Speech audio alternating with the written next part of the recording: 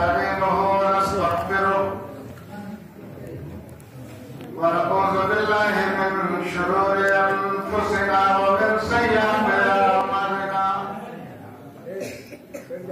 من يهده الله فلا مضل له ومن يضلل فلا هادي له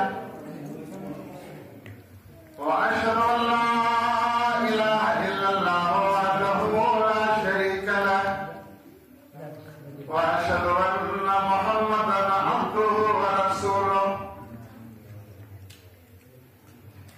أما بعد فإن خير الحديث كتاب الله وخير الهدي هدي محمد صلى الله عليه وسلم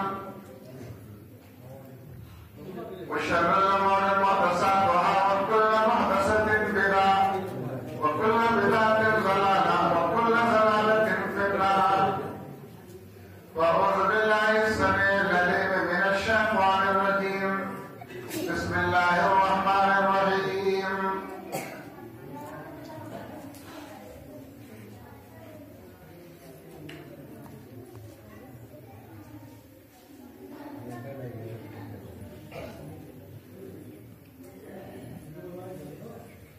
يا أيها الذين آمنوا ادخلوا في السلم كافة ولا تتبعوا خطوات الشيطان إنه لكم عدو مبين. اللہ تعالیٰ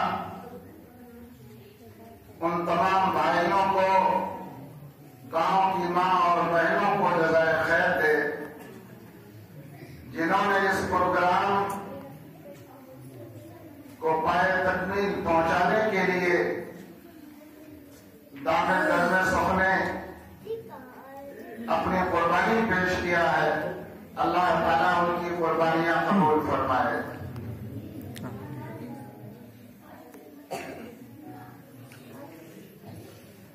ہمارے بہت سارے بھائیوں نے مجھ سے کہا ہے اور حکم دیا ہے. بہت سے عزیزوں نے کہا ہے کہ معراج کے بارے میں تقریر کیجیے. بہت سارے لوگوں نے کہا ہے کہ نہیں حضرت یوسف علیہ السلام کے بارے میں کہیے. اور کچھ لوگوں نے اور کچھ عنوان دیا ہے, موضوع دیا ہے. میں یہ سمجھ نہیں پا رہا ہوں کہ کس عنوان پر خطاب کروں اور کون سی بات سناؤں. بہتر یہ ہوگا کہ اگر اللہ کے نبی جناب محمد رسول اللہ کی سیرت طیبہ کو بیان کیا جائے تو معراج بھی آ جائے گا, تمام نبیوں کی سیرتوں کے تذکرے بھی آ جائیں گے. اور میں چاہتا ہوں کہ آج قرآن میں دیکھیے ایک چیز جان لیجیے, پورا قرآن یہ جناب محمد رسول اللہ کی سیرت ہے. اما عائشہ سے کسی نے آ کر کے پوچھا کہ اما آپ یہ بتلا دیجیے کہ نبی صلی اللہ علیہ وسلم کی سیرت, میری ماں اور بہنیں بیٹھی, آپ بھی بیٹھے, آپ بھی کہتے ہوں گے کہ سیرت کیا ہے. یہ لفظ سیرت کے دعا کا اس کو آسان کر دیتا ہوں تاکہ آپ سمجھ جائیں.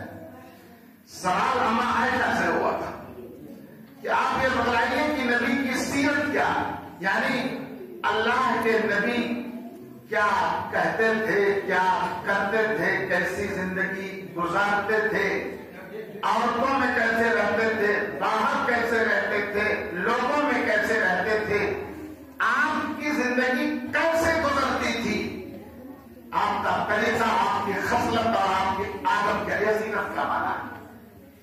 تو اما عائشہ نے کہا پوچھنے والے سے کہ کیا تو نے قرآن نہیں پڑھا ہے؟ کہا پڑھا ہے. کہا جو قرآن ہے وہی نبی ہے. کہا جو قرآن ہے وہی نبی ہے. تم نے قرآن پڑھ لیا, تم نے نبی کو پڑھ لیا. گویا کہ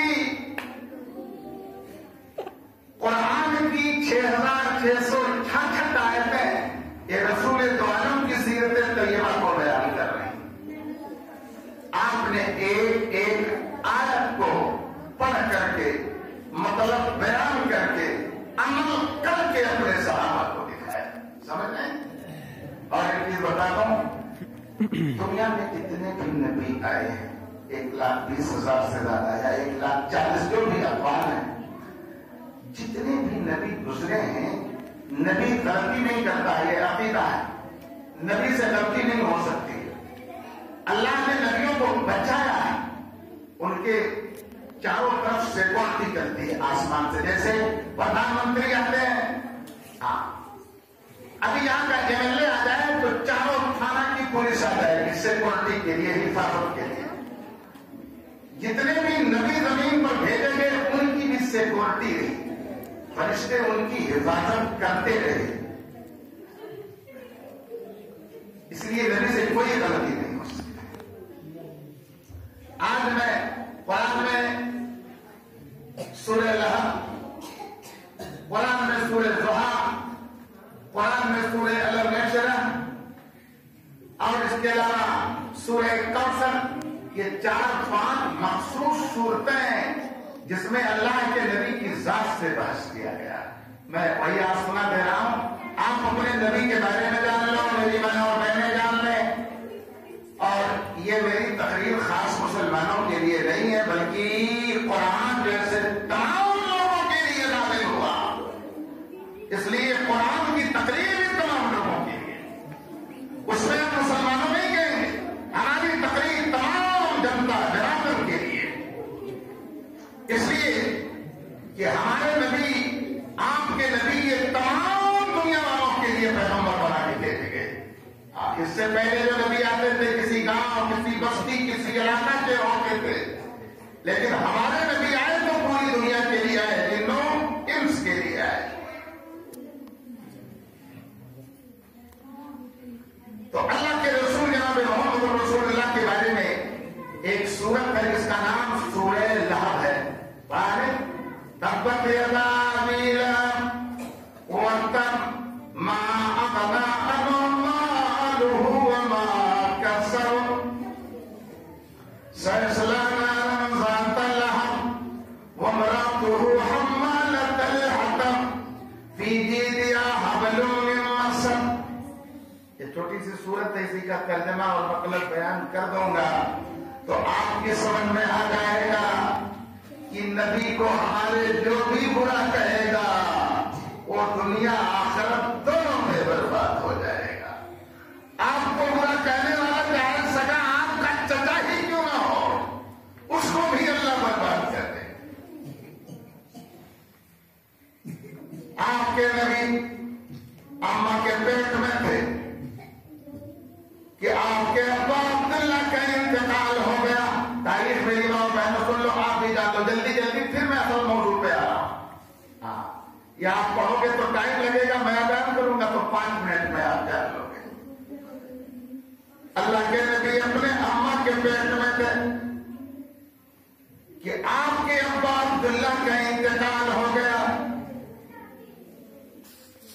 آپ پیدا ہوئے 5 سال کچھ مہینے کے ہوئے کہ اپنی اماں کے ساتھ مدینے سے آ رہے تھے اور ابوا کے مقام پر ان کی اماں ان کو لے کے پہنچی، ساتھ میں ام ایمن لوٹی کی تھی۔ راستے ہی میں اماں کی طبیعت خراب ہوئی اور راستے ہی میں اماں کا انتقال ہو گیا۔ آپ کی اماں کو آپ کی نظروں کے سامنے دفن کیا گیا۔ جب آپ کی اماں کا جنازہ اٹھا، اللہ کے نبی جناب محمد رسول اللہ ام ایمن جو لوٹی کی دامن پکڑ پکڑ کر کھینچ کھینچ کے رو رہے تھے، امی امی امی کہہ کر کے رو رہے تھے۔ راستے میں سفر میں کوئی گھبراہٹ آئے، کوئی عورت اپنے بچے کو لے کر اور بدلا پور کھریوا پہنچتے پہنچتے راستے میں اچانک ماں مر جائے تو بیٹا کیسے سلامت رہے گا؟ آپ کے نبی پر آفت کتنی آئی ہے اور آپ کے نبی نے صبر کیسے کیا، یہی جان لو، بس یہی سیرت بیان کر رہا ہوں۔ 5 سال کچھ مہینے کے لیے آپ کی اماں کا اچانک انتقال ہو گیا۔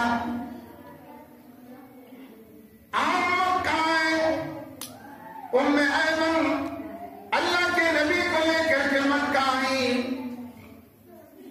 دادا پرورش کرنے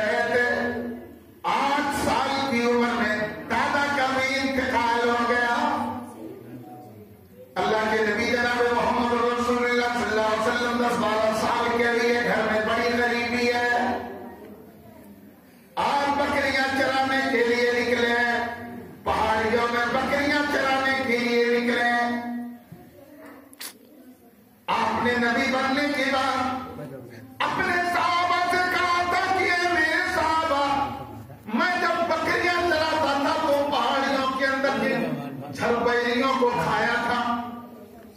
وہ جھربیلیاں مجھے آج بھی یاد آ رہی ہیں.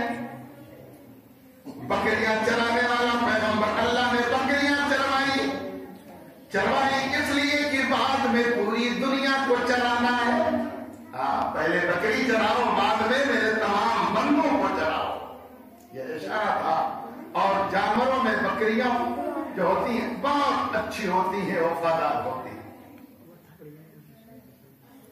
آپ 25 سال کے لیے ابھی پیغمبر نہیں بنے ہیں، 25 سال کے لیے مکہ کی گلی گلی میں محمد کا نام، محمد کا نام، محمد کا نام. ارے یہ لڑکا بڑا پیارا ہے، یہ لڑکا گلیوں سے گزرتا ہے، اپنی نظر نہیں اٹھاتا. اس کی نظر کسی عورت پر، کسی لڑکی کے اوپر نہیں پڑ رہی ہے. یہ تو بڑا سچا ہے، اس کا کیریکٹر بڑا بھائی ہے، اس کا معاملہ بڑا اچھا ہے. مکہ مکرمہ میں ایک بہت مالدار عورت تھی جس کی تجارت شام اور یمن کی طرف چلا کرتی تھی. تجارت کرنے والے آدمی کی تلاش تھی کہ میری دولت کی کوئی تجارت کرے، میں اس کو نفع دوں گی. دھیرے دھیرے لوگوں نے بتایا کہ یہ نامی پیدا ہوا ہے، اگر تم اپنی تجارت میں اس کو شامل کر لو تو بڑی سچائی سے وہ تجارت کرے گا. یہ ابھی پیغمبر نہیں بنے تبھی چرچا ہے. پیغمبر کی بچپن سے حفاظت اللہ کرواتا ہے. آپ تجارت کرنے کے لیے گئے، لوٹ کر کے خدیجہ کا دوسرا غلام جو جناب محمد رسول اللہ کے ساتھ شام گیا تھا، وہ لوٹ کر کے آیا، اللہ کے نبی کے بارے میں بیان کیا. بعض سیرت نگاروں نے لکھا ہے، کہا وہ پیغمبر جب چلتا تھا ریگستانوں میں تو میری آنکھوں نے دیکھا کہ آسمان کی بدلیاں سایہ کرتے ہوئے گزر رہی تھیں.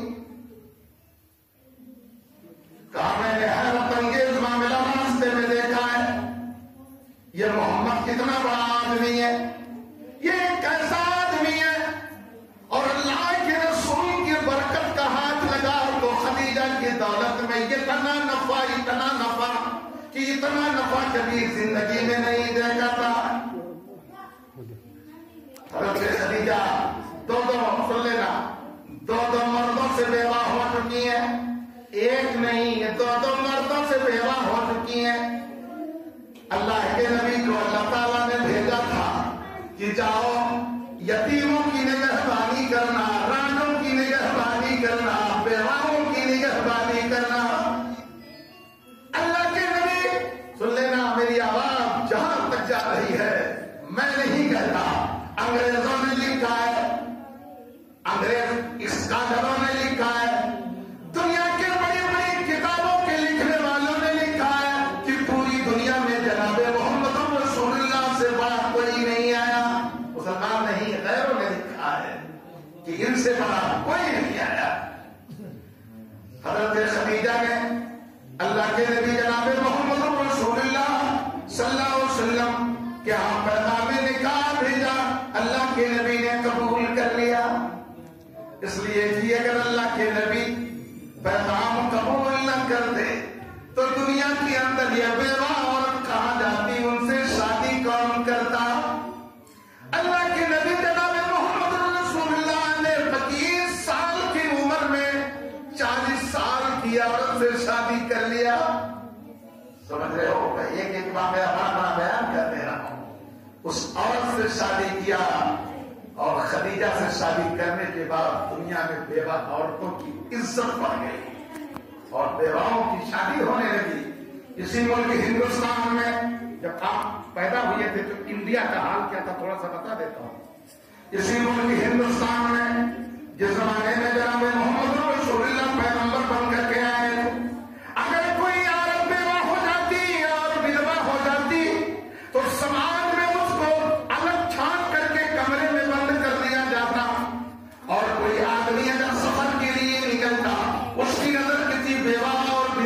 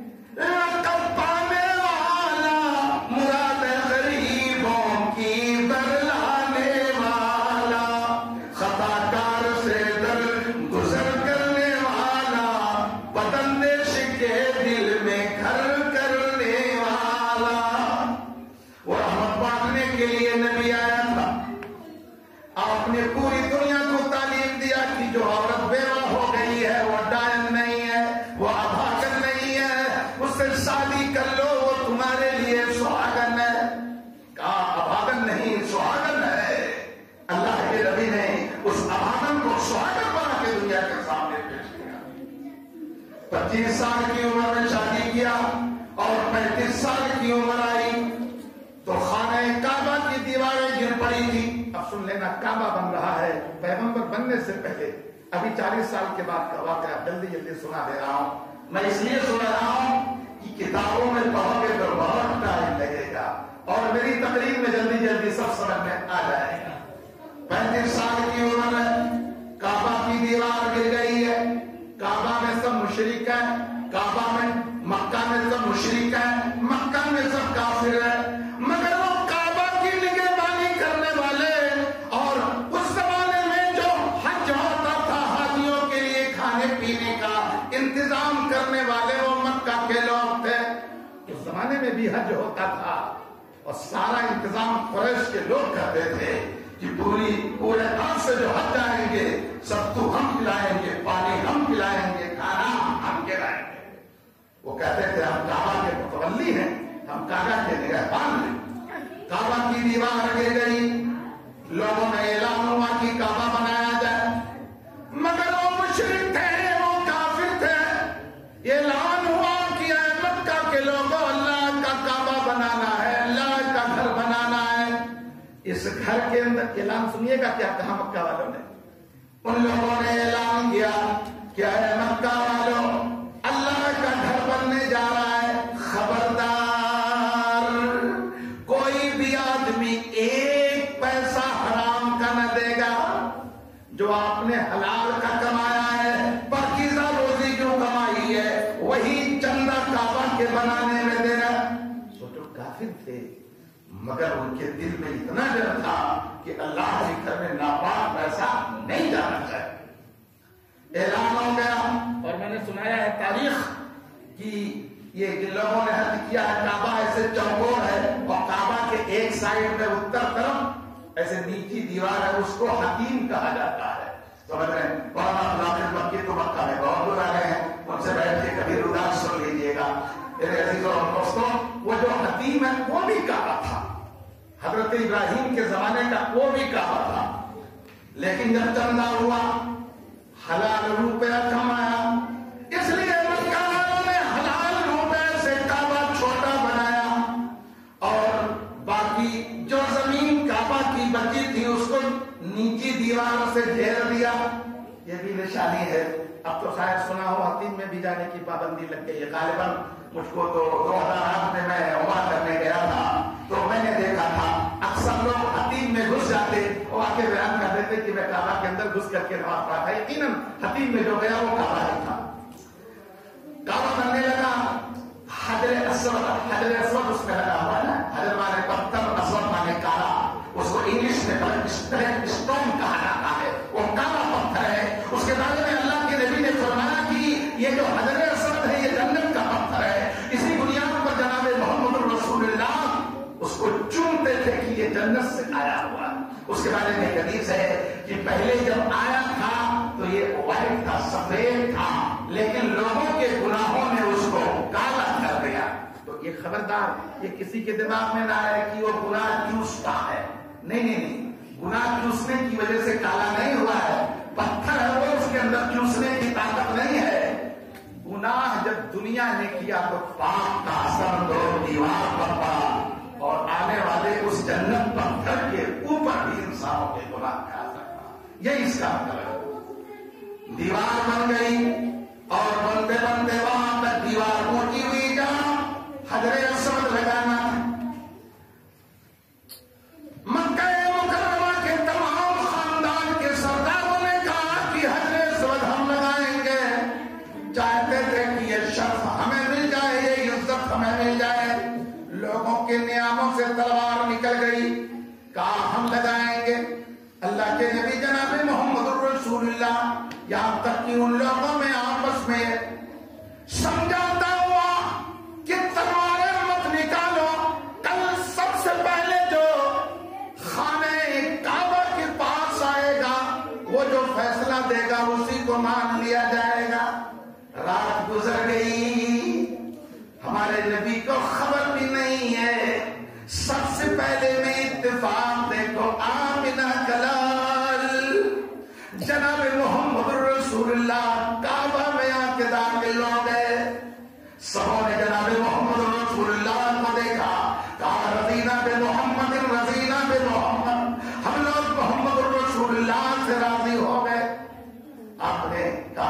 झगड़ो नहीं, एक चद्दर फैलवाया, कहा किसी में पत्थर डालो, सारे सरदार चद्दर का कोना पकड़ लो और उठा करके दीवार के पास लेके चलो। दीवार के पास लेकर के गए, वहां मोटे नबी ने उठाया और लगा दिया, इख्तिलाफ खत्म हो गया। आपकी उम्र 39 साल 11 महीने 29 दिन, यानी तकरीबन 40 साल। अल्लाह के रसूल जनाब मोहम्मद रसूलुल्लाह 40 साल के होने के करीब हुए। आपकी उम्र जब 40 साल को होने के करीब आई तो 4-6 महीने से पहले अल्लाह के नबी की तबीयत अजीब हो गई। आप लोगों में बैठना नहीं चाहते